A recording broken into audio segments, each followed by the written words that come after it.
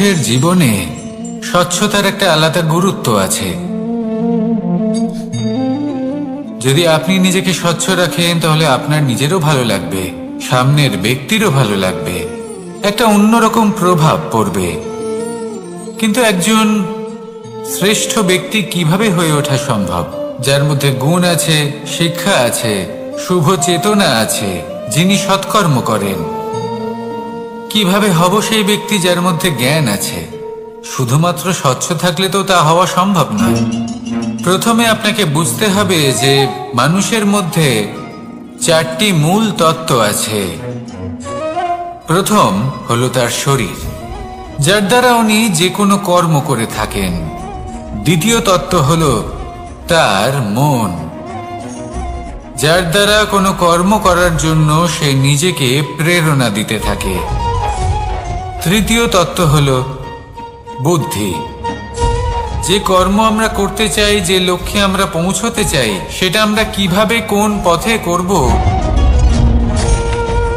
সেটা স্থির করা যায় বুদ্ধি দিয়ে। আর চতুর্থ তত্ত্ব হলো আত্মা। আত্মা হলো এমন এক তত্ত্ব যার কোনো সমাপ্তি নেই। আত্মা হলো অজয়। কিন্তু এরও শুদ্ধিকরণের প্রয়োজন হয়। এই 4টি তত্ত্বের শুদ্ধিকরণ করতে থাকুন, এতে নির্মল রাখুন, শুদ্ধ রাখুন। এবং এটা কিভাবে হবে? শুভ চেতনা দ্বারা, জ্ঞানের দ্বারা, এবং সব থেকে বেশি গুরুত্বপূর্ণ প্রেমের দ্বারা। আসুন আমার সাথে ভালোবেসে বলুন, রাধা রাধা। মানুষের এই সংসারে জীবনযাপন করার জন্য কিছু জিনিসের প্রয়োজন পড়ে। এমন কিছু আবেগ, এমন কিছু বস্তু আছে যেগুলো তার প্রয়োজন হয়। কিন্তু সব থেকে বেশি যে জিনিসটা তার প্রয়োজন হয় সেটা হলো সম্মানের। আমাদের ভালো লাগে যখন কেউ আমাদের সম্মান করে। আমরা কাউকে সম্মান করলে তারও সেটা ভালো লাগে। কিন্তু আপনি দেখবেন যে সংসারে বেশিরভাগ মানুষ 2টি মাপদণ্ডের ভিত্তিতে সম্মান করেন। হয় বয়স দেখে করেন বা উপার্জন দেখে, অর্থাৎ সেই ব্যক্তি কতটা উপার্জন করেন। এবার ভেবে দেখুন, এটা আবশ্যক নয় কারোর বয়স যদি বেশি হয় তার বুদ্ধিও ততটাই বেশি হবে। আবশ্যক এটাও নয় যে কোনো ব্যক্তি যদি অত্যন্ত ধনী হন বা তার মনও নির্মল হবে বা তিনি সৎকর্ম করবেন বা এমন কোনো কর্ম করবেন যাতে উনি সম্মান লাভ করতে পারেন। হতে পারে উনি ধনী কিন্তু দুশ্চরিত্র। সেই জন্য বয়স বা উপার্জন দেখে কোনো ব্যক্তিকে সম্মান করবেন না। কর্ম দেখুন। যদি গভীরভাবে ভেবে দেখেন তাহলে দেখবেন যদি কোনো মানুষ কোনো সৎকর্ম করেন তাহলে তার প্রতি হৃদয় থেকে সম্মান জাগ্রত হয়। এটাই হলো সেই সম্মান যা অর্জন করতে হবে। বয়স আজ আছে, কাল আরো বৃদ্ধি পাবে। উপার্জন আজ আছে, কাল সেটা কমে যেতেও পারে। কিন্তু যদি আপনি নিরন্তর শুভকর্ম করতে থাকেন তাহলে আপনি মৃত্যুর পরেও অমর হয়ে থাকবেন। আসুন আমার সাথে ভালোবেসে বলুন, রাধা রাধা। আমাদের জীবনে আমরা যখনই এমন কোনো মানুষের সাথে পরিচিত হই যে বয়সে, পদে এবং আর্থিক দিক থেকে আমাদের থেকে পিছিয়ে, তখন আমরা সবাই খুব হীন নজরে তাদের দিকে দেখি। মনেই করি না যে সেই ব্যক্তির নিজস্ব একটা অস্তিত্ব রয়েছে, তার নিজেরও একটা মাহাত্ম্য রয়েছে। আমাদের মনেই হয় না যে আমাদের সামনে দাঁড়িয়ে থাকার যোগ্যতা আছে তাদের। চলুন আপনাকে একটা প্রশ্ন করি, শূন্যের নিজস্ব মূল্য কোথায়? আপনি বলবেন কিছুই না। শূন্যের আবার নিজস্ব মূল্য কোথায়? কিন্তু যখন এই শূন্যই কোনো সংখ্যার সাথে এসে যুক্ত হয়ে যায়, কোনো অঙ্কের সাথে এসে যুক্ত হয়ে যায়, তখন তার মূল্য অনেক গুণ বৃদ্ধি পায়। অর্থাৎ এই শূন্যের মূল্য অবশ্যই আছে। আর আমাদের জীবনেও এমন কিছু ব্যক্তি থাকেন, তাদের দেখে মনে হয় যে এদের কোনো মূল্যই নেই, কিন্তু যখন এই ব্যক্তি কারোর সাথে এসে জুড়ে যান, তখন তার মূল্য সেই ব্যক্তির বৃদ্ধি ঘটায়। এই সংসারে এমন কোনো ব্যক্তি নেই যার কোনো মূল্য নেই। যদি আমরা ধনুকের কথা বলি, তাহলে তার জন্য একটি দড়ির প্রয়োজন হয়, যেটি প্রত্যঞ্চা হিসেবে ব্যবহৃত হয়। যদি এই প্রত্যঞ্চা না থাকে, তাহলে ধনুকের কোনো মূল্যই থাকে না। যদি প্রত্যঞ্চা না থাকে, তাহলে ধনুকের অস্তিত্ব অসম্পূর্ণ থেকে যায়। এই সংসারে যে কোনো ব্যক্তি হোক বা যে কোনো বস্তু হোক, প্রত্যেকের নিজস্ব একটি মূল্য আছে। তার সম্মান করুন, সামনে অগ্রসর হন, আর আমার সাথে ভালোবেসে বলুন, রাধা রাধা। মানুষের জীবনে উন্নতি লাভ করার জন্য 3টি স্তম্ভের প্রয়োজন হয়। প্রথম স্তম্ভ শিক্ষা। এই শিক্ষা আমাদের জ্ঞান প্রদান করে। দ্বিতীয় স্তম্ভ ব্যবসা, যার দ্বারা আমরা ধন উপার্জন করি। তৃতীয় স্তম্ভ হলো আমাদের ঈশ্বর, আমাদের ইষ্ট। এনার সাথে যদি আমরা জুড়ে থাকতে পারি, তাহলে এমন একটা মানসিক বল আপনি লাভ করবেন, যেটা এই সংসারে আর কোথাও পাওয়া সম্ভব নয়। কিন্তু মানুষ অনেক সময় জীবনে এই 3টি স্তম্ভ লাভ করা সত্ত্বেও সামনে অগ্রসর হতে পারেন না। তখনও জীবনে কঠিন পরিস্থিতি আসতেই থাকে। এমনটা ঠিক কেন হয়? কারণ সে জীবনে এই 3টি স্তম্ভ লাভ করে নেয়, জীবনে প্রয়োগও করে, কিন্তু তার ভিতের কথা সে ভুলেই যায়। যেমন প্রথম স্তম্ভ অর্থাৎ শিক্ষা। এই শিক্ষার আধার হলো শুভ চেতনা। যদি অন্তরে শুভ চেতনা না থাকে, তাহলে এই শিক্ষার কোনো গুরুত্ব থাকে না। দ্বিতীয় স্তম্ভ ব্যবসা। পরিশ্রম করে উপার্জন করতে হবে, এই কথাটা আমরা সবাই জানি এবং সবাই চেষ্টাও করি।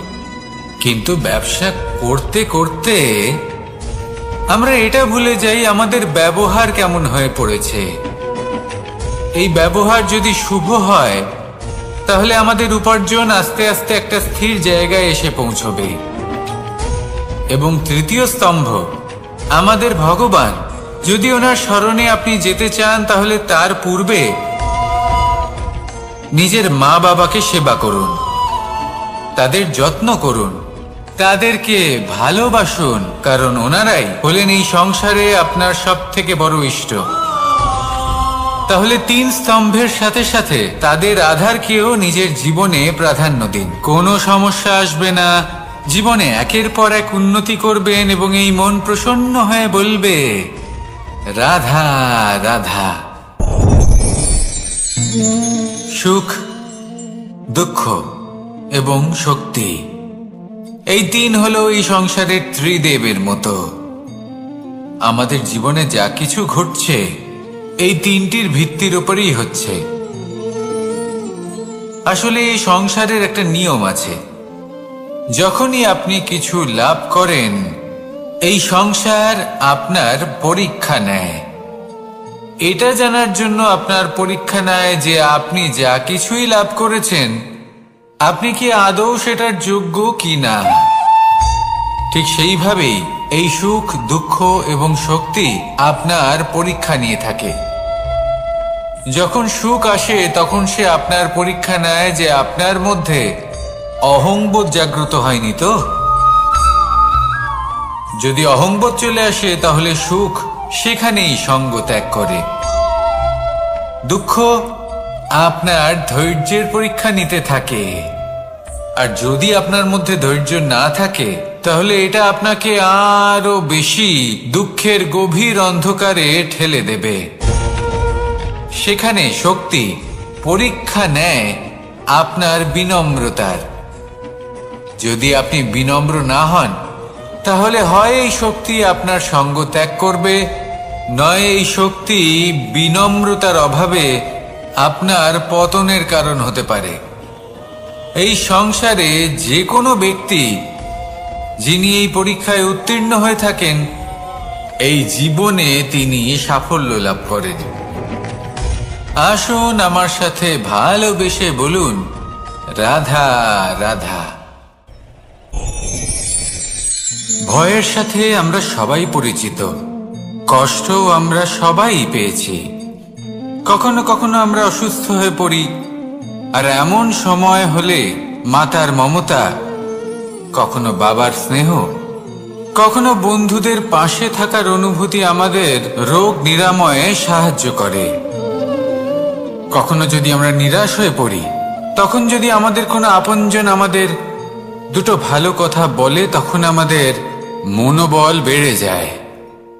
ঠিক তেমন সংসারের এই রঙ্গমঞ্চে যদি আপনি পীড়িত অনুভব করেন,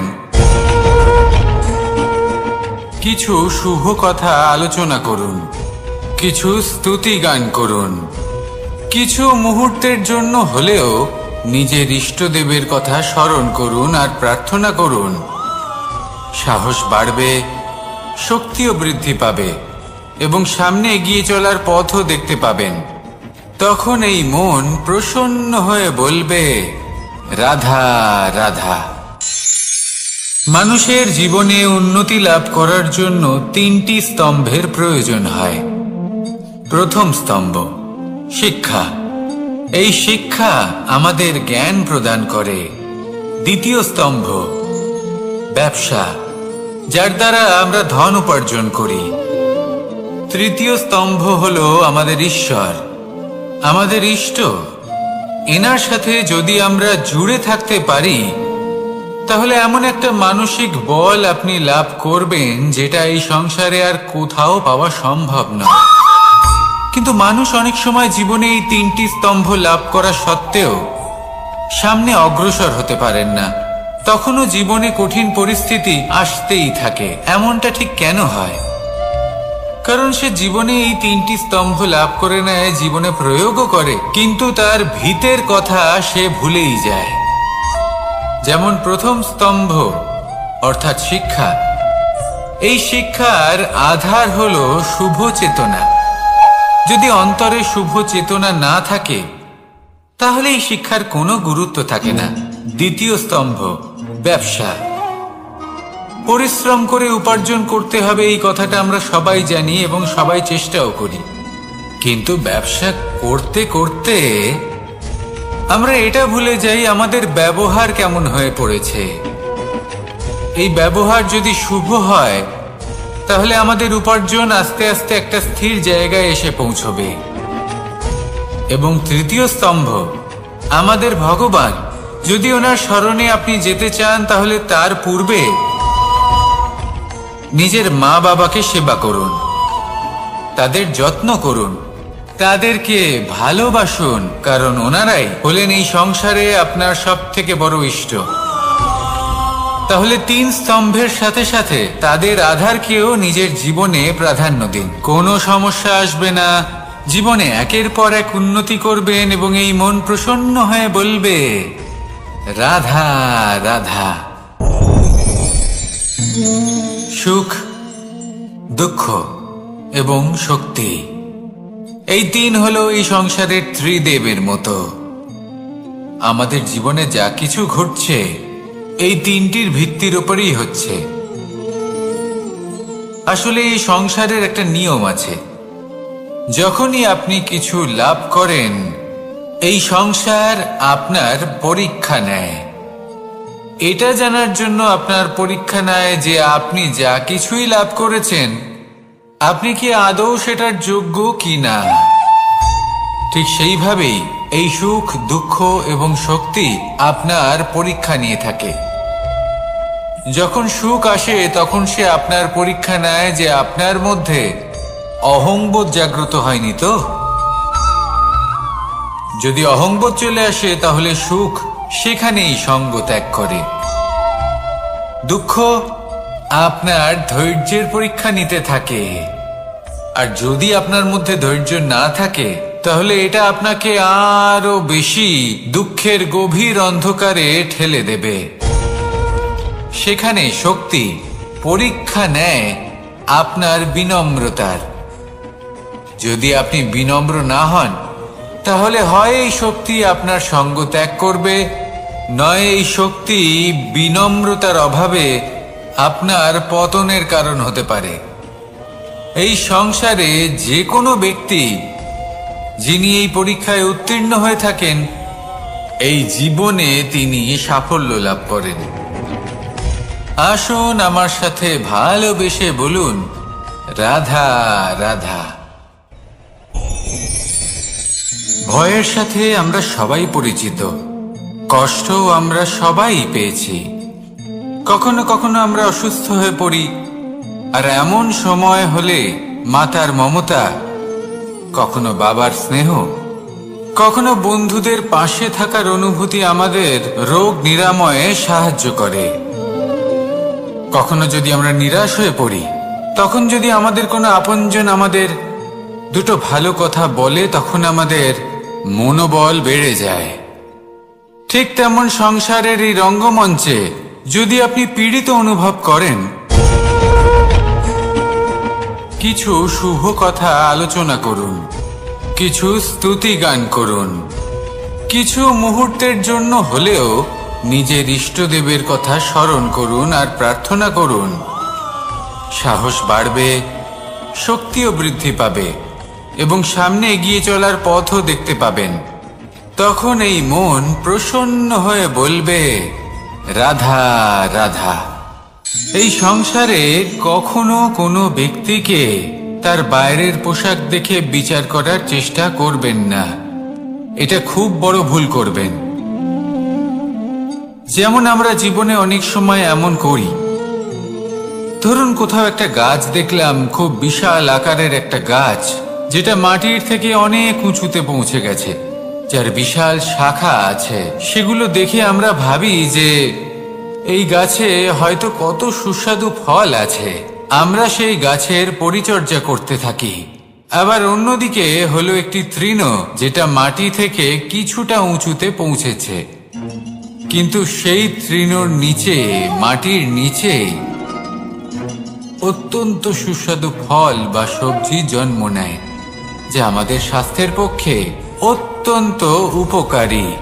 সেই জন্য কখনো আবরণ দেখে কাউকে বিচার করতে চেষ্টা করবেন না। তার বদলে এটা বোঝার চেষ্টা করুন যে আপনার সামনে যে ব্যক্তি আছে বা বস্তু আছে, তার বিশেষত্ব কি। যদি এই বিশেষত্ব বোঝার ক্ষমতা আপনি অর্জন করেন, যদি এই শিল্প আপনি নিজের ভেতরে জাগ্রত করেন, তাহলে এই সংসারে বিশেষত্ব কি সেটা আপনি জানতে পারবেন। আর এই সমস্ত খেলা দৃষ্টি থেকে নয়, দৃষ্টিভঙ্গি থেকে জন্ম নেয়। দৃষ্টিভঙ্গি সবসময় শুভ রাখুন আর আমার সাথে ভালোবেসে বলুন, রাধা রাধা। যখন আমরা কোনো বনে প্রবেশ করি, তখন এই সবুজ ঘাস দেখে, এই কোমল ঘাস দেখে আমাদের মন প্রফুল্ল হয়ে ওঠে। ভিন্ন ভিন্ন প্রজাতির ফুল, ভিন্ন ভিন্ন রঙের ফুল দেখে এই মন আনন্দে ভরে ওঠে। এখানে শিশুরা আনন্দ লাভ করে, বড়রা ভোজন গ্রহণ করেন, কথাবার্তা বলেন, হাঁটাহাঁটি করে বেড়ান। এবার ভেবে দেখুন, যখন এই উপবনের নির্মাণ হয়েছিল, সেই সময় যদি এই মাটিকে সঠিকভাবে খনন না করা হতো, যদি তাতে সঠিকভাবে বীজ রোপণ না করা হতো, যদি কোনো সংঘর্ষ না হতো, পরিশ্রম না করা হতো, যদি চলতে চলতে পায়ে কাঁটা না বিঁধে যেত, তাহলে এই সুন্দর বন দেখে আমরা কি এই আনন্দ লাভ করতে পারতাম? কখনোই নয়। ধরুন কোনো নদীর তটে সুন্দর একটি বন আছে, সেই বনের আনন্দ লাভ করতে গেলে আপনাকে সেই নদী পার করতেই হবে। যদি সুখের নদীর কাছে পৌঁছতে চান, তাহলে তটে যে কাঁটা রয়েছে সেগুলোর সাথে সংঘর্ষ করতেই হবে। এই সংসারে যদি আপনি সুখ লাভ করতে চান, তাহলে সুখ লাভের এই যাত্রা শুরু করতে হবে সংঘর্ষ দ্বারা। তাহলে সংঘর্ষকে স্বাগত জানান, এর পেছনেই সুখ রয়েছে যা আপনার জন্য অপেক্ষা করছে। এবার হাসুন আর আমার সাথে ভালোবেসে বলুন, রাধা রাধা। মানুষ সুখী জীবন যাপনের প্রতি এতটাই অভ্যস্ত হয়ে পড়ে যে একটা ছোট্ট সমস্যা এলেই সে সবার থেকে সাহায্য চাইতে শুরু করে দেয়। সে সাহায্য লাভও করে এবং সেই সংকট থেকে সে বেরিয়েও আসে। কিন্তু এই সাহায্য কিছু মুহূর্তের, আর কিছু মুহূর্তের হলো এই দুঃখ। এই 2 মুহূর্তের সাহায্যের জন্য আজীবন আপনি তার কাছে ঋণী হয়ে থাকেন। আর মানবিকতার খাতিরে আপনার মনে কৃতজ্ঞতা জেগে ওঠে, আর সেই কৃতজ্ঞতা বোধ হলো যে আপনি কখনো সেই ব্যক্তিকে ছাপিয়ে যেতেই পারবেন না। সেই জন্য জীবনে সবসময় চেষ্টা করবেন নিজেকে প্রস্তুত রাখতে, সেই সব সমস্যার জন্য, সেই সব বাধার জন্য যেগুলো আপনার জীবনে আসতে পারে। ততক্ষণ সাহায্য চাইবেন না যতক্ষণ না অন্য কোনো পথ না থাকছে। সাহায্য চাওয়া অনুচিত নয়, কিন্তু সাহায্য চাইলে এবং সাহায্য পেলে আপনি আজীবন কৃতজ্ঞ এবং ঋণী হয়ে থাকবেন। আর তারপর একদিন আপনি পরিবর্তন দেখতে পাবেন যে কিভাবে আপনি ছোট ছোট সমস্যার জন্য সাহায্য না চেয়ে বড় বড় সমস্যার সম্মুখীন হতে প্রস্তুত হয়ে গেছেন। এটাই হলো সংসারের নীতি। এটাই পালন করুন আর আমার সাথে ভালোবেসে বলুন, রাধা রাধা। আপনি কখনো কাউকে পর্বতে আরোহণ করতে দেখেছেন? বা আপনি কখনো নিজে কোনো পর্বতে আরোহণ করেছেন? করে থাকলে আপনি এই বিষয়ে অবশ্যই জানবেন যে যখন আমরা শিখরের দিকে এগোই, ওপরের দিকে এগিয়ে চলি, তখন আমাদের একটু ঝুঁকে পথ চলতে হয়। তখনই আমরা সেই পর্বত আরোহণ করতে পারি। কিন্তু যে ব্যক্তি নিচের দিকে ফিরে আসছেন, তিনি কিন্তু ঝুঁকে চলেন না, তিনি দৃঢ়ভাবে সোজা হয়ে নিচে নামেন। এই ভারসাম্য বজায় রাখার এই খেলাতে সংসারের একটা সার লুকিয়ে রয়েছে। যদি আপনিও জীবনে উঁচুতে উঠতে চান, শিখরে পৌঁছতে চান, তাহলে আপনাকেও নত হয়ে বিনম্র হয়ে সামনে এগোতে হবে। সেখানে যদি আপনি বুক চিতিয়ে উদ্ধতভাবে অহংকার বোধ নিয়ে চলতে থাকেন, সেখান থেকেই আপনাকে নিচে নামতে হবে। কোনো ব্যক্তি তার বিনম্র স্বভাব দেখেই বোঝা যায় যে সেই ব্যক্তি সাফল্যের শিখর দেশে আরোহণ করছে নাকি নিচে তথা খাদের দিকে যাত্রা করছে। তাই সব সময় বিনম্র থাকুন, শ্রেষ্ঠ কর্ম করুন, পরিশ্রম করুন, আর আমার সাথে জড়িত নিদ্রা মানুষের জীবনের একটা অত্যন্ত গুরুত্বপূর্ণ সুখ এবং প্রয়োজনীয়তাও। দেখতে গেলে এই সংসারের প্রত্যেক পশু পাখি, প্রত্যেক জীব অবশ্যই নিদ্রা প্রাপ্ত করেন, কিন্তু মানুষ, যার মধ্যে বিচার বিবেচনা করার শক্তি অন্যদের থেকে অনেক বেশি, তার কিন্তু ঘুমের কিছু সমস্যা অবশ্যই হয়। কি বলে? তাই তো। এবার এর কারণ কি? চিন্তা। এবার চিন্তা আমাদের সবার জীবনে আছে। আমরা সকলে জানি যে চিন্তা কখনো আমাদের সাহায্য করে না, তাও আমাদের জীবনে আছে। কেন? চিন্তার মাধ্যমে কি কখনো কোনো সমস্যার সমাধান হয়েছে? অর্থের চিন্তা করলে কি অর্থ লাভ হয়? ভবিষ্যতের চিন্তা করলে কি ভবিষ্যৎ ঠিক হয়ে যায়? স্বাস্থ্যের চিন্তা করলে কি স্বাস্থ্য নিজে থেকেই ঠিক হয়? হয় না। তাহলে এই সব কিছু থেকে আমাদের একটা ছোট্ট শিক্ষা অবশ্যই লাভ করা উচিত। আপনিও আপনার কাঁধ থেকে চিন্তার এই বোঝা নামিয়ে ফেলুন। আর ইচ্ছে, এই সব ইচ্ছে একত্রিত হয়ে আমাদের মনে চিন্তা উৎপন্ন করে।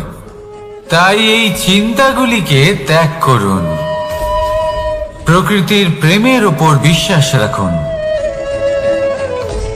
মনে রাখবেন, যিনি চিন্তা মুক্ত হবেন তিনি চিতা মুক্ত হবেন। সুখের নিদ্রা প্রাপ্ত করুন, আর নিদ্রায় যাবার আগে আমার সাথে ভালোবেসে বলুন, রাধা রাধা। মহাদেব, সেই দেবতা যিনি মহান, যাকে দেবতাদের দেবতা বলা হয়, যিনি হলেন আমার আরাধ্য। কখনো আপনার মনে এই প্রশ্ন এসেছে যে শিবকেই কেন মহাদেব বলা হয়? অন্য কোনো দেবতাকে কেন বলা হয় না? সেই কারণ মহাদেবের মধ্যে, ওনার মধ্যে এমন এক বিশেষ গুণ রয়েছে যা অন্য কারণ নেই। তা হলো নিঃস্বার্থ হয়ে মানুষের সেবা করা। যদি প্রয়োজন পড়ে, যদি সৃষ্টির পথে বিনাশের কালো মেঘ ছেয়ে থাকে, তখন নিজের প্রাণের চিন্তা না করে হলাহল পান করার জন্য প্রস্তুত থাকেন মহাদেব। আর এই অদ্বিতীয় ত্যাগের জন্যই শিবকে মহাদেব বলে ডাকা হয়।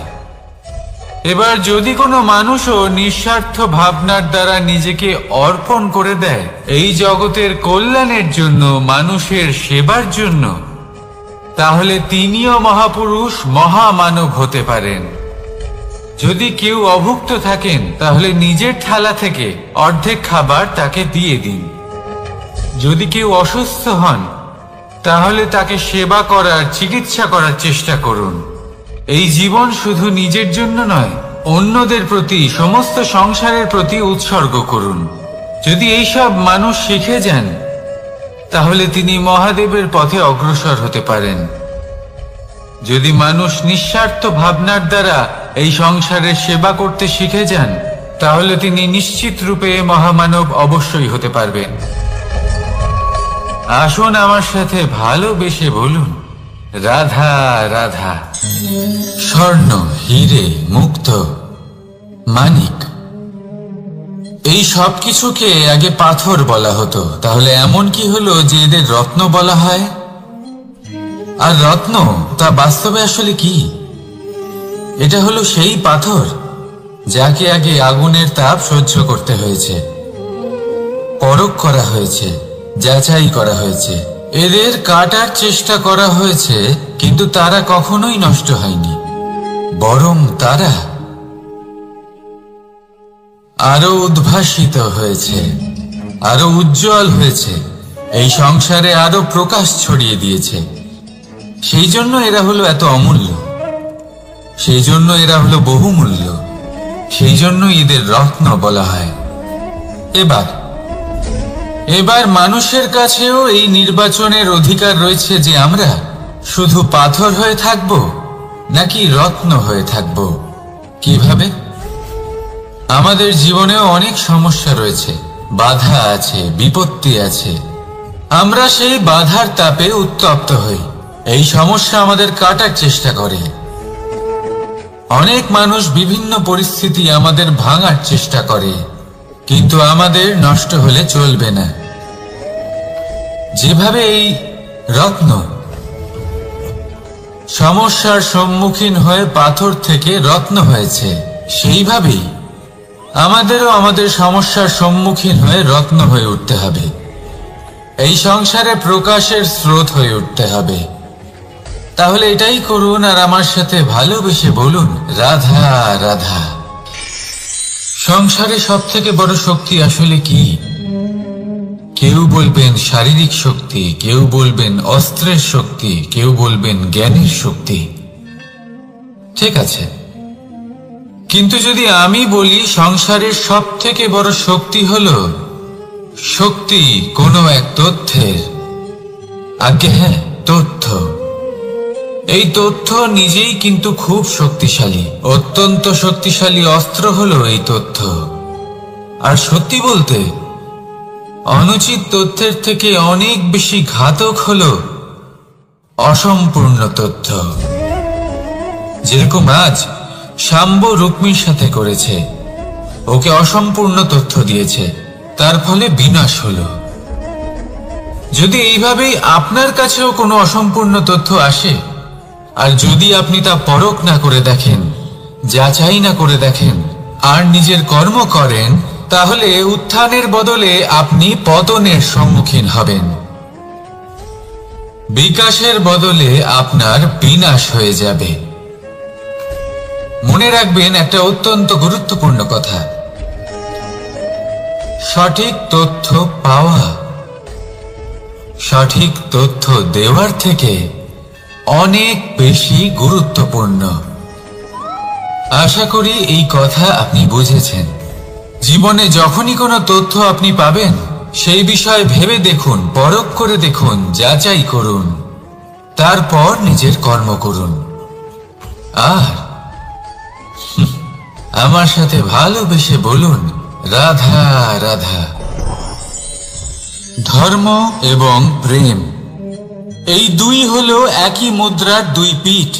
যদি এদের মধ্যে কোনোটা নষ্ট হয়ে যায়, তাহলে দ্বিতীয়টাও থাকে না।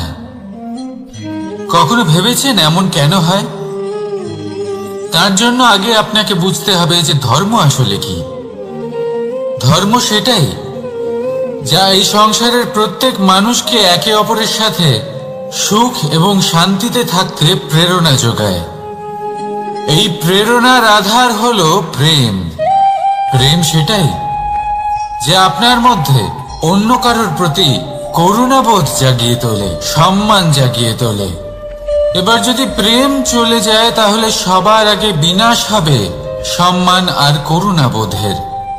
এবার যেখানে না প্রেম রয়েছে, না সম্মান রয়েছে, না করুণা রয়েছে, সেখানে ধর্ম কিভাবে বাস করবে? অশুভ ইচ্ছে জাগ্রত হয়ে ওঠে, ক্রোধ জাগ্রত হয়ে ওঠে, অহংকার জাগ্রত হয়ে ওঠে, আর তারপর আরম্ভ হয় অধর্মের। তাই যা যা ভাবনা আপনার অন্তরে প্রবেশ করছে, করতে দিন, কিন্তু যাই হোক না কেন এই প্রেমকে নিজের থেকে দূরে যেতে দেবেন না। এই প্রেমকে চিরকাল নিজের কাছে রাখুন, নিজের হৃদয়। আর এই প্রেম ভাব নিয়ে বলুন, রাধা রাধা। মানুষের জীবনে উন্নতি লাভ করার জন্য তিনটি স্তম্ভের প্রয়োজন হয়। প্রথম স্তম্ভ শিক্ষা। এই শিক্ষা আমাদের জ্ঞান প্রদান করে। দ্বিতীয় স্তম্ভ ব্যবসা, যার দ্বারা আমরা ধন উপার্জন করি। তৃতীয় স্তম্ভ হলো আমাদের ঈশ্বর, আমাদের ইষ্ট। এনার সাথে যদি আমরা জুড়ে থাকতে পারি, তাহলে এমন একটা মানসিক বল আপনি লাভ করবেন যেটা এই সংসারে আর কোথাও পাওয়া সম্ভব নয়। কিন্তু মানুষ অনেক সময় জীবনে এই তিনটি স্তম্ভ লাভ করা সত্ত্বেও সামনে অগ্রসর হতে পারেন না। তখনও জীবনে কঠিন পরিস্থিতি আসতেই থাকে। এমনটা ঠিক কেন হয়? কারণ সে জীবনে এই তিনটি স্তম্ভ লাভ করে নেয়, জীবনে প্রয়োগও করে, কিন্তু তার ভিতের কথা সে ভুলেই যায়। যেমন প্রথম স্তম্ভ অর্থাৎ শিক্ষা। এই শিক্ষার আধার হলো শুভ চেতনা। যদি অন্তরে শুভ চেতনা না থাকে, তাহলে এই শিক্ষার কোনো গুরুত্ব থাকে না। দ্বিতীয় স্তম্ভ ব্যবসা। পরিশ্রম করে উপার্জন করতে হবে, এই কথাটা আমরা সবাই জানি এবং সবাই চেষ্টাও করি। কিন্তু ব্যবসা করতে করতে আমরা এটা ভুলে যাই আমাদের ব্যবহার কেমন হয়ে পড়েছে। এই ব্যবহার যদি শুভ হয়, তাহলে আমাদের উপার্জন আস্তে আস্তে একটা স্থির জায়গায় এসে পৌঁছবে। এবং তৃতীয় স্তম্ভ আমাদের ভগবান। যদি ওনার স্মরণে আপনি যেতে চান, তাহলে তার পূর্বে নিজের মা বাবাকে সেবা করুন, তাদের যত্ন করুন, তাদেরকে ভালোবাসুন, কারণ ওনারাই হলেন এই সংসারে আপনার সবথেকে বড় ইষ্ট। তাহলে তিন স্তম্ভের সাথে সাথে তাদের আধারকেও নিজের জীবনে প্রাধান্য দিন। কোনো সমস্যা আসবে না, জীবনে একের পর এক উন্নতি করবেন এবং এই মন প্রসন্ন হয়ে বলবে, রাধা রাধা। সুখ, দুঃখ এবং শক্তি, এই তিন হলো এই সংসারের ত্রিদেবের মতো। আমাদের জীবনে যা কিছু ঘটছে এই তিনটির ভিত্তির উপরেই হচ্ছে। আসলে এই সংসারের একটা নিয়ম আছে। যখনই আপনি কিছু লাভ করেন, এই সংসার আপনার পরীক্ষা নেয়। এটা জানার জন্য আপনার পরীক্ষা নেয় যে আপনি যা কিছুই লাভ করেছেন, আপনি কি আদৌ সেটার যোগ্য কি না। ঠিক সেইভাবেই এই সুখ, দুঃখ এবং শক্তি আপনার পরীক্ষা নিয়ে থাকে। যখন সুখ আসে তখন সে আপনার পরীক্ষা নেয় যে আপনার মধ্যে অহংবোধ জাগ্রত হয়নি তো। যদি অহংবোধ চলে আসে তাহলে সুখ সেখানেই সঙ্গ ত্যাগ করে। দুঃখ আপনার ধৈর্যের পরীক্ষা নিতে থাকে, আর যদি আপনার মধ্যে ধৈর্য না থাকে তাহলে এটা আপনাকে আরো বেশি দুঃখের গভীর অন্ধকারে ঠেলে দেবে। সেখানে শক্তি পরীক্ষা নেয় আপনার বিনম্রতার। যদি আপনি বিনম্র না হন তাহলে হয় এই শক্তি আপনার সঙ্গ ত্যাগ করবে, নয় এই শক্তি বিনম্রতার অভাবে আপনার পতনের কারণ হতে পারে। এই সংসারে যে কোনো ব্যক্তি যিনি এই পরীক্ষায় উত্তীর্ণ হয়ে থাকেন, এই জীবনে তিনি সাফল্য লাভ করেন। আসুন আমার সাথে ভালোবেসে বলুন, রাধা রাধা। ভয়ের সাথে আমরা সবাই পরিচিত, কষ্ট আমরা সবাই পেয়েছি।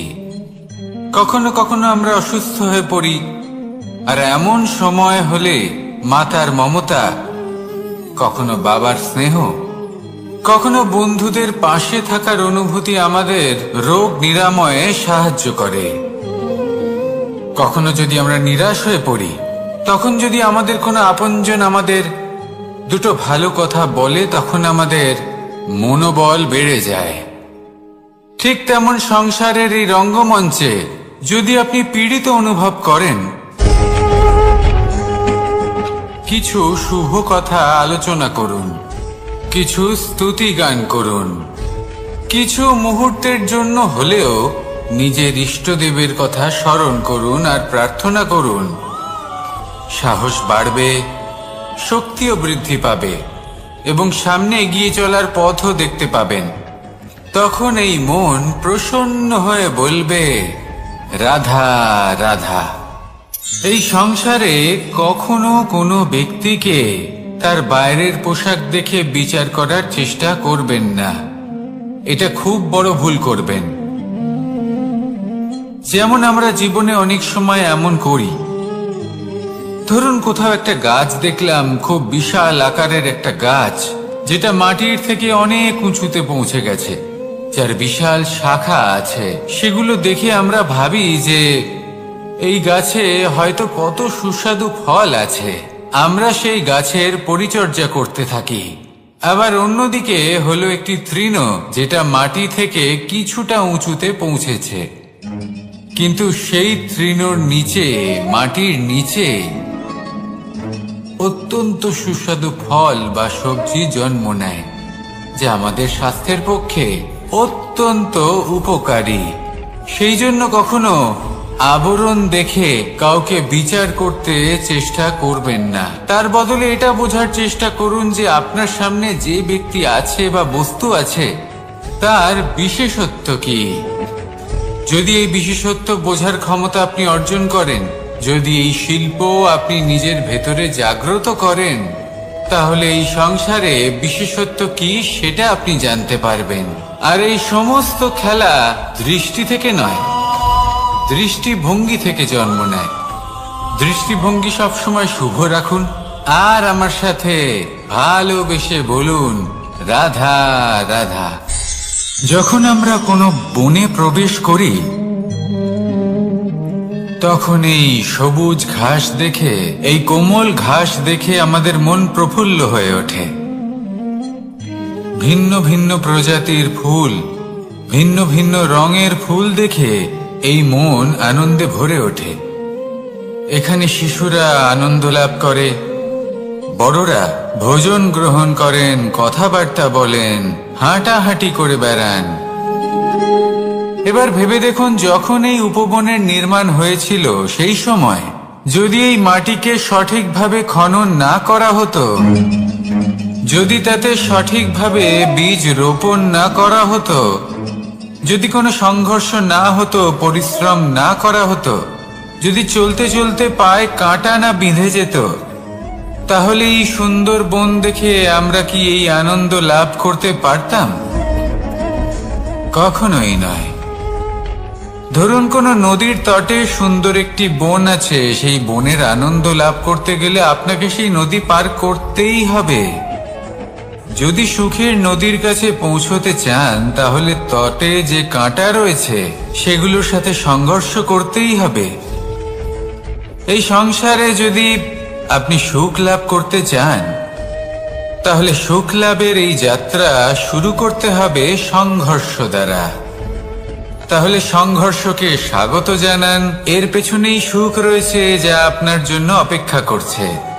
এবার হাসুন আর আমার সাথে ভালোবেসে বলুন, রাধা রাধা।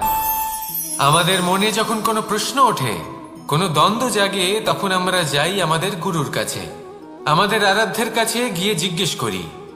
এইভাবেই একদিন আমি পৌঁছলাম আমার আরাধ্যের কাছে, আমার মহাদেবের কাছে, আর ওনাকে প্রশ্ন করলাম যে মহাদেব, জীবনে আনন্দ পাওয়ার, উৎসব পালনের, প্রেম ভাগ করে নেবার, জীবনকে উপভোগ করে নেওয়ার সর্বশ্রেষ্ঠ সময় কোনটা? মহাদেব হাসলেন আর উনি বললেন, জীবনে উৎসব পালনের সব থেকে শ্রেষ্ঠ দিন হলো মৃত্যুর ঠিক আগের দিনটা। প্রেম ভাগ করে নেওয়ার সব থেকে শ্রেষ্ঠ মুহূর্ত হলো মৃত্যুর ঠিক আগের মুহূর্ত। জীবনকে উপভোগ করে নেওয়ার সর্বশ্রেষ্ঠ প্রহর হলো মৃত্যুর এক প্রহর পূর্বে। তখন আমি চমকে গেলাম। আমি বললাম, কিন্তু মহাদেব, মৃত্যু তো অনিশ্চিত, আমরা জানিও না কবে আমাদের মৃত্যু হবে। মহাদেব আবার হাসলেন। উনি বললেন যে যদি আমরা এভাবে জীবন কাটাই যে আমরা জীবনের প্রত্যেক দিন, প্রত্যেক মুহূর্ত, প্রত্যেক প্রহর শেষ বলে মনে করি, তাহলে আমাদের সমস্ত জীবন আনন্দের সাথেই অতিবাহিত হবে। কি বলেন?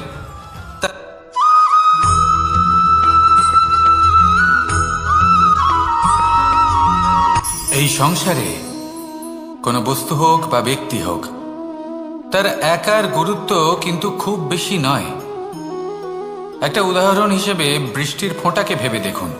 যদি একটি বৃষ্টির ফোঁটা হয় তাহলে তার খুব বেশি গুরুত্ব থাকে না, কিন্তু যখন সহস্র বৃষ্টির ফোঁটা মেঘের মধ্যে দিয়ে ঝরে পড়ে তখন সেটা বর্ষার রূপ ধারণ করে। সেই বর্ষা যা এই প্রকৃতিকে শান্ত করে।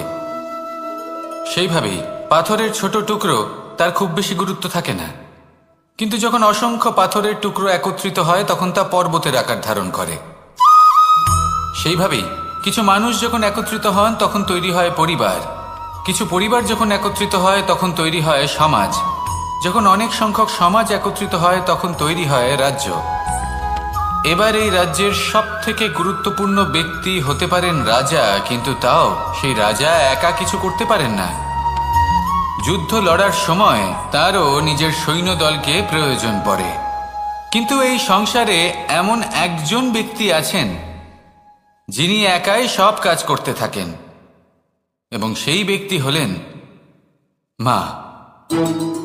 আমাদের জীবনে একজন পিতার ভূমিকা কিন্তু নিঃসন্দেহে অমূল্য, কিন্তু আমাদের সকলের জীবনে যে ভূমিকা একজন মায়ের তা অন্য কারোর থাকে না।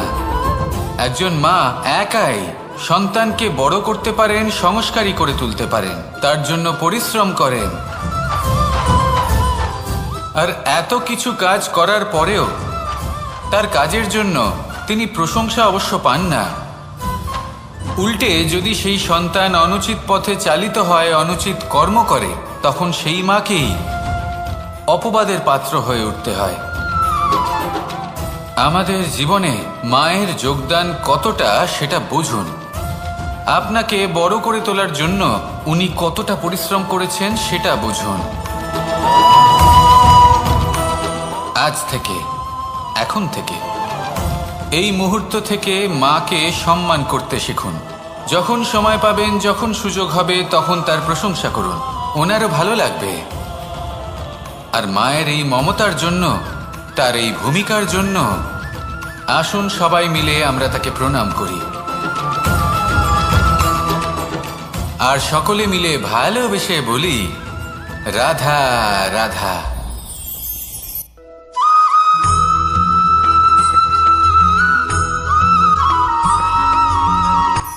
এই সংসারে সাফল্য লাভ করার জন্য জ্ঞানের প্রয়োজন হয়, পরিশ্রমের প্রয়োজন হয়, দৃঢ় নিষ্ঠার প্রয়োজন হয়, নিরন্তর চেষ্টা করা প্রয়োজনীয়। কিন্তু আরো কিছু আছে যা অত্যন্ত প্রয়োজনীয় এবং গুরুত্বপূর্ণ। তা হলো ভালো বন্ধু। তাদের থাকা অত্যন্ত প্রয়োজনীয়। যদি ভালো বন্ধু থাকে তাহলে সময় এলে তারা ঢাল হয়ে আপনাকে সুরক্ষা করবেন। সময় এলে অস্ত্রের মতো শত্রুকে সংহারও করবেন। যদি তিনি জ্ঞানী হন, তাদের মধ্যে সদ্গুণ থাকে, তাহলে এই সব গুণ আপনার মধ্যেও প্রবেশ করবে। তাহলে সাফল্যের জন্য ভালো বন্ধু পাওয়া অত্যন্ত প্রয়োজনীয়। কিন্তু শুধু বন্ধু কেন, ভালো শত্রুও থাকা প্রয়োজনীয়। এবার আপনি ভাববেন, আমি কি বললাম? যদি আপনার জীবনেও ভালো অর্থাৎ শক্তিশালী শত্রু থাকে, তাহলে আপনিও শক্তিশালী হতে থাকবেন। এই শত্রু আপনাকে প্রেরিত করবে আরো বেশি শক্তিশালী হয়ে ওঠার। কখনো কোনো হরিণকে দেখুন, তীব্র গতিতে দৌড়তে থাকে। কেন তীব্র গতিতে দৌড়য়?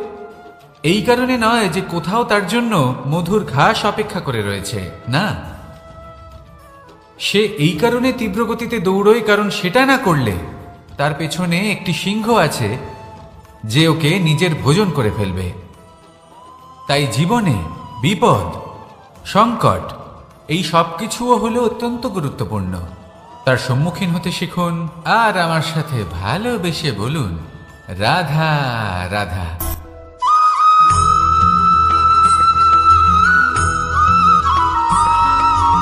কথায় আছে, প্রত্যেক পুত্র তার পিতার প্রতিচ্ছবি হয়, আর সমস্ত প্রতিচ্ছবি চায় যেন সে তার অস্তিত্ব প্রাপ্ত করতে পারে।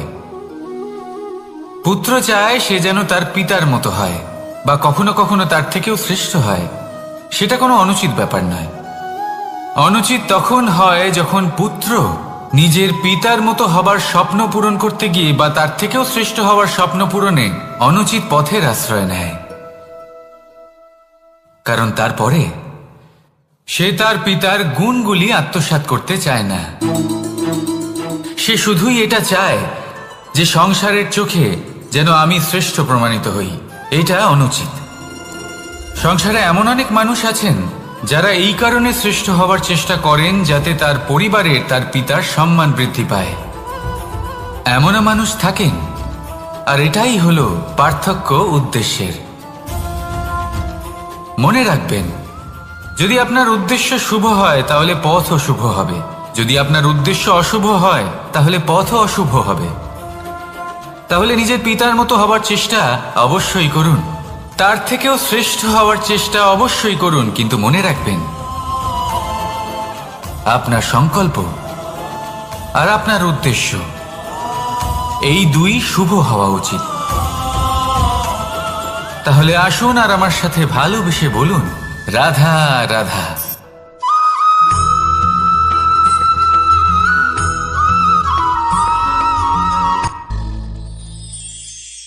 শিশিরের বিন্দু পাতার ওপর পড়ে আর তার গায়ে লেগে থাকে। পাতা তাকে শুষে নিতে পারে না, আর শেষ পর্যন্ত সে ঝরে পড়ে যায়। অন্যদিকে রয়েছে মেঘ এবং চাতক। এদের মধ্যে অনেক দূরত্ব থাকে। মেঘ থাকে আকাশে আর চাতক থাকে ধরিত্রীতে। কিন্তু যখন এই মেঘ থেকে বৃষ্টি ঝরে পড়ে, এই চাতক কিন্তু সেই জলই পান করে, নয়তো সে তৃষ্ণার্ত থেকে যায়। এবার অন্যদিকে দেখলাম শিশির বিন্দু আর পাতার এই সম্পর্ক। এরা খুব কাছাকাছি থাকে, ঘনিষ্ঠও থাকে।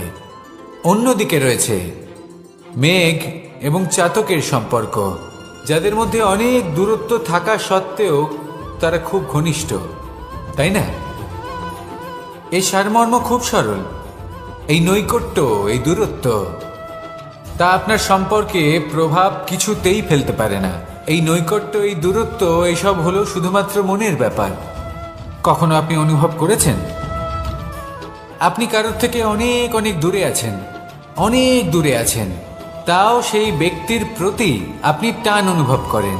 সেখানে আপনি কারোর সাথে প্রত্যেক দিন অতিবাহিত করেন, সমস্ত জীবন অতিবাহিত করেন, সব থেকে বেশি সময় তার সাথে অতিবাহিত করেন, তাও তার প্রতি সেই টান অনুভব করেন না। এই সংকেত হলো মনের দূরত্বের। তাহলে মনের এই দূরত্ব দূর করুন আর আমার সাথে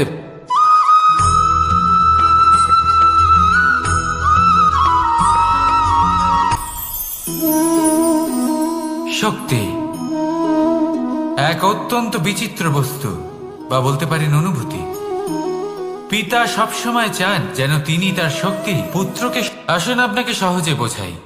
যদি আপনি সুপাত্র হন আর আপনাকে শক্তি দেওয়া হয়, তাহলে আপনি সেই শক্তির গুরুত্ব বুঝবেন, কোথায় সেই শক্তি প্রয়োগ করা উচিত সেটা বুঝবেন। আর এটা যেহেতু অর্জন করা শক্তি হবে, সেই শক্তির অপব্যবহার হবে না। কিন্তু যদি এই আপনি কুপাত্র হন আর যদি আপনাকে এই শক্তি দেওয়া হয়, তাহলে কি হবে? দেখতে গেলে এই শক্তি আপনি দান হিসেবে পেয়েছেন, তাই না আপনি এই শক্তির গুরুত্ব বুঝবেন আর না এর প্রয়োগ আপনি জানবেন। তার অপব্যবহার হওয়া সুনিশ্চিত। তাই যদি আপনি কোনো শক্তি অর্জন করতে চান, তাহলে আগে তার যোগ্য হয়ে উঠুন। পুত্র নয়, পাত্র হয়ে উঠুন। আর আমার সাথে ভালোবেসে বলুন, রাধা রাধা।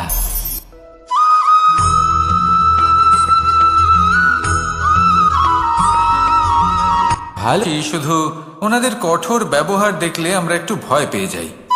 এবার ওনাদের এই কঠোর ব্যবহার আমাদের ভালো না লাগলেও অত্যন্ত আবশ্যক, কারণ মাতার থেকে আমরা যে শক্তি লাভ করি তা যেন নিয়ন্ত্রণ হারিয়ে বিধ্বংসী না হয়ে ওঠে। আমরা যেন কোনো কুপথে না চলে যাই, আমরা কখনো যেন দোষ না করে ফেলি। শুধু সেই জন্য পিতা এবং গুরু একটু কঠোর হয়ে ওঠেন, এবং ওনাদের এই কঠোর আচরণ ভবিষ্যতে গিয়ে আমরা অবশ্যই বুঝতে পারি। জীবনে কিছু বছর আমরা এগিয়ে যাই আর তারপর আমরা বুঝতে পারি যে বাবা এবং গুরু আমাদের যথেষ্ট ভালোবাসতেন, কিন্তু ওনাদের ভালোবাসার বহিঃপ্রকাশ আলাদা। প্রয়োজনীয় হলো এটা দেখার, এটা বোঝার যে শুরু থেকে আমাদের প্রতি ওনাদের আচরণ কেমন ছিল। ওনাদের কঠোর হওয়ার পেছনে ওনাদের ভালোবাসাটা বোঝার চেষ্টা করুন, ওনাদের চিন্তাটা বোঝার চেষ্টা করুন। ওনাদের পথপ্রদর্শনের আড়ালে আপনার ভবিষ্যতের জন্য যে পরিকল্পনা ওনারা করেছেন সেটা বোঝার চেষ্টা করুন। তখন আপনারা বুঝতে পারবেন ওনাদের ভালোবাসাকে। আপনার মনের মধ্যে আপনা থেকেই ওনাদের প্রতি সম্মান জেগে উঠবে। নিজের পিতা এবং নিজের গুরু এই দুজনের প্রতি কৃতজ্ঞতা প্রকাশ করুন আর আমার সাথে ভালোবেসে বলুন, রাধা রাধা।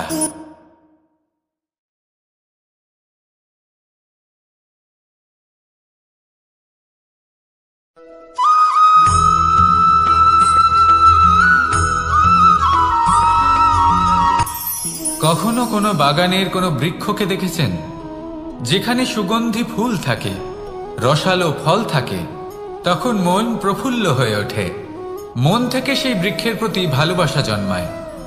কিন্তু যিনি বাগানের মালিক, শুধুমাত্র তিনিই জানেন যে কিভাবে এই বৃক্ষকে আগলে রাখতে হয়, কিভাবে তার পরিচর্যা করলে এতে সুন্দর সুগন্ধি ফুল হবে, রসালো ফল হবে। কখনো কখনো প্রয়োজনের থেকে বেশি রোদ পেলে এই বৃক্ষগুলি শুকিয়ে যায়, প্রয়োজনের থেকে কম রোদ পেলেও এই বৃক্ষ কিন্তু শুকিয়ে যায়। প্রয়োজনের থেকে কম জল যদি পায়, এই বৃক্ষ শুকিয়ে যেতে পারে। প্রয়োজনের থেকে অতিরিক্ত জল যদি পায়, তখনও এই বৃক্ষের শিকড়গুলি নষ্ট হয়ে যেতে পারে। এবার এটাই কিন্তু আমাদের সংসারের সাথেও হয়।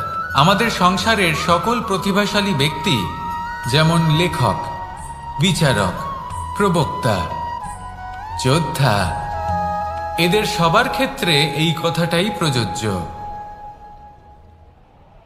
যদি বেশি প্রশংসা করা হয়, তাহলেও এরা হারিয়ে যাবেন। প্রয়োজনের থেকে বেশি যদি নিন্দা করা হয়, তখনও তারা নত হয়ে পড়বেন।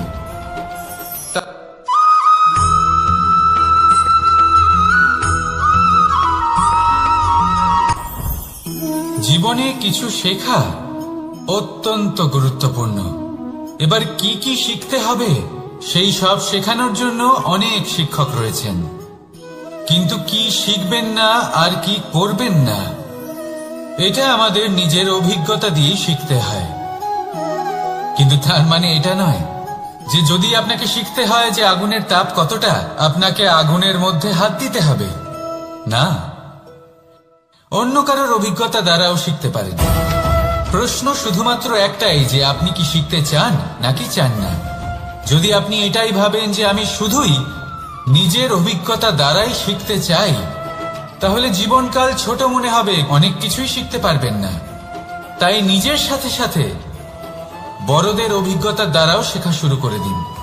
এই সংসারের অভিজ্ঞতা দ্বারা শিখতে শুরু করে দিন। আর এটা নিশ্চিত রূপে শেখা আবশ্যক যে কখন কি করবেন না, কোথায় থামতে হবে আর কোথায় থামবেন না। তাহলে আসুন আর আমার সাথে ভালোবেসে বলুন, রাধা রাধা।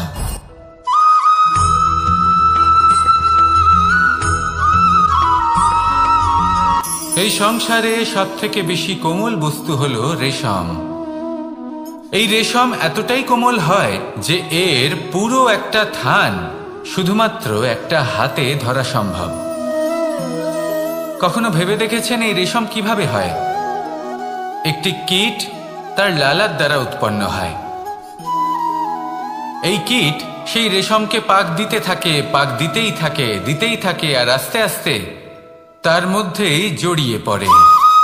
শেষে ওর এই সুন্দর অমূল্য সৃষ্টি রেশমের এই সুতো তার নির্মাণ কার্য পূর্ণ হয়, কিন্তু তাতেই ও নিজে বন্দী হয়ে যায়। নিজেরই মায়াজালের এই বন্দী গৃহে নিজেই ফেঁসে যায়। এবার এই সুতোকে ব্যবহারযোগ্য করে তোলার জন্য এই কীটগুলিকে এই কবচের সাথেই ফুটন্ত জলে ফেলে দেওয়া হয়। এই সংসারে যদি আমাদের স্বপ্ন এই সংসারের দুঃখ হরণ করার জন্য, এই সংসারে সুখ বিতরণ করার জন্য হয়, তবেই আমাদের প্রগতি সম্ভব। যদি আমাদের এই স্বপ্ন শুধুই আমাদের এবং আমাদের স্বার্থ সিদ্ধির জন্য হয়, তাহলে এই স্বপ্ন আমাদের অন্ধ করে দেবে, আমাদের অন্ধকারের পথে নিয়ে যাবে, আর আমরাও সেই কীটের মতো হয়ে যাব। নিজেদেরই মায়াজালে আমরা নিজেই ফেঁসে যাব, আর শেষে আমরা যদি কিছু লাভ করি তা হবে একাকিত্ব, অন্ধকারময় মৃত্যু। তাই স্বপ্ন অবশ্যই দেখুন, কিন্তু এমনভাবে স্বপ্ন দেখবেন না যে তার এই বন্দিগৃহে আপনি নিজেই ফেঁসে গেলেন। স্বপ্ন দেখুন পরোপকারে।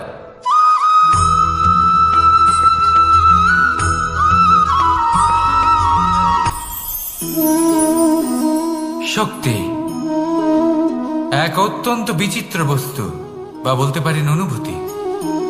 পিতা সবসময় চান যেন তিনি তার শক্তি পুত্রকে। আসুন আপনাকে সহজে বোঝাই। যদি আপনি সুপাত্র হন আর আপনাকে শক্তি দেওয়া হয়, তাহলে আপনি সেই শক্তির গুরুত্ব বুঝবেন, কোথায় সেই শক্তি প্রয়োগ করা উচিত সেটা বুঝবেন। আর এটা যেহেতু অর্জন করা শক্তি হবে, সেই শক্তির অপব্যবহার হবে না।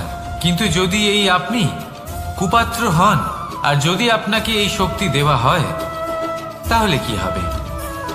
দেখতে গেলে এই শক্তি আপনি দান হিসেবে পেয়েছেন, তাই না আপনি এই শক্তির গুরুত্ব বুঝবেন আর না এর প্রয়োগ আপনি জানবেন। তার অপব্যবহার হওয়া সুনিশ্চিত। তাই যদি আপনি কোনো শক্তি অর্জন করতে চান, তাহলে আগে তার যোগ্য হয়ে উঠুন, পুত্র নয় পাত্র হয়ে উঠুন। আর আমার সাথে ভালোবেসে বলুন, রাধা রাধা।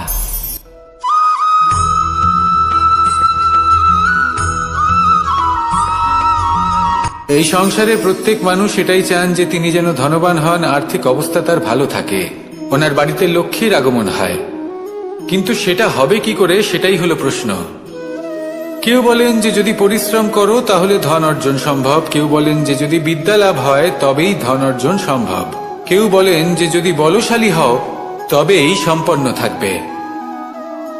ভালো কথা, যদি তাই হয়ে থাকে, তবে দিনমজুর সারা দিন পরিশ্রম করেন, তিনি কেন ধনী হন না? অনেকজন বিদ্বান মানুষ আছেন এই সংসারে, তারা কেন ধনবান হন না? অনেক সংখ্যক বলশালী ব্যক্তি আছেন, তাদের কাছে ধন নেই কেন? তাদের কেন ধনের অভাব হয়? আবার এমনও কিছু মানুষ আছেন যারা পরিশ্রম করেন, তারা দিনমজুর, কিন্তু তারা ধন অর্জন করতে পারেন। কিছু বিদ্বান ব্যক্তি আছেন যাদের কাছে অধিক মাত্রায় ধন রয়েছে, কয়েকজন বলশালী ব্যক্তি রয়েছেন যাদের কাছে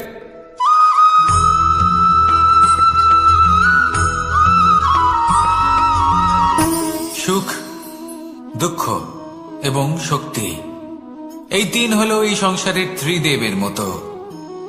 আমাদের জীবনে যা কিছু ঘটছে এই তিনটির ভিত্তির উপরেই হচ্ছে।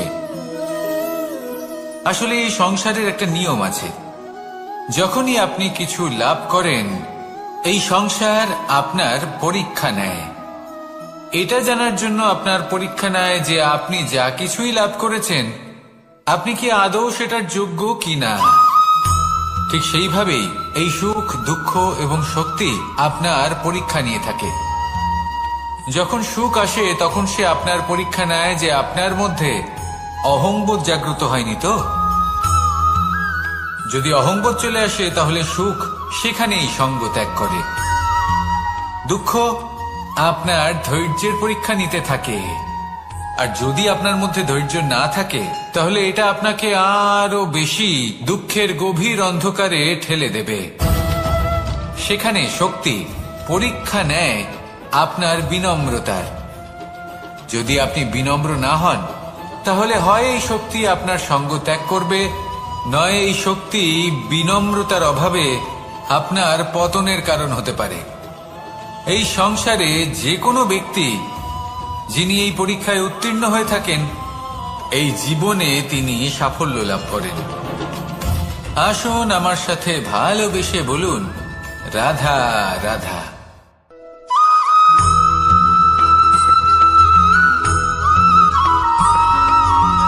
পঞ্চতত্ত্বের মধ্যে দ্বিতীয় তত্ত্ব হল ধরণী, ভূমি, যাকে আমরা ধরণী মাতা বলি।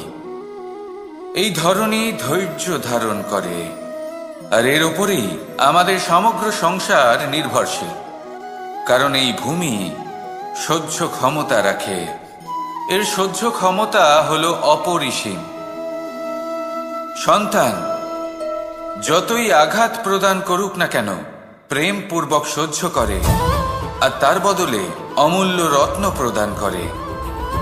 সন্তান যদি হাল চালায় তাহলে তার বদলে তাকে অন্ন প্রদান করে। এটাই হলো ধরণী। এবার এর থেকে আমরা কি শিক্ষা পেতে পারি? এটাই যে কারোর জন্য কিছু করা বা কাউকে কিছু দেওয়া মনে কোনো কামনা ছাড়াই। আর এই কথাটা বুঝে যান, যদি কারোর জন্য কামনা না রেখে বা কোনো পাওয়ার আশা না রেখে কারোর জন্য কিছু করেন বা কারোকে কিছু দেন, যদি এটা আপনি শিখতে পারেন তবে আপনি ভালোবাসতে শিখে গেছেন। আর সেই জন্যই এই ধরিত্রীকে মাতা বলা হয়।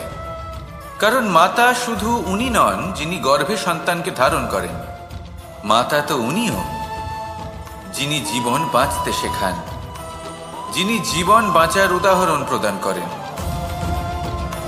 তাহলে ধরণীর থেকে এই নিঃস্বার্থ ভাব শিখুন, নিঃস্বার্থ ভালোবাসা শিখুন, আর এই ভালোবাসার সাথেই বলুন, রাধা রাধা।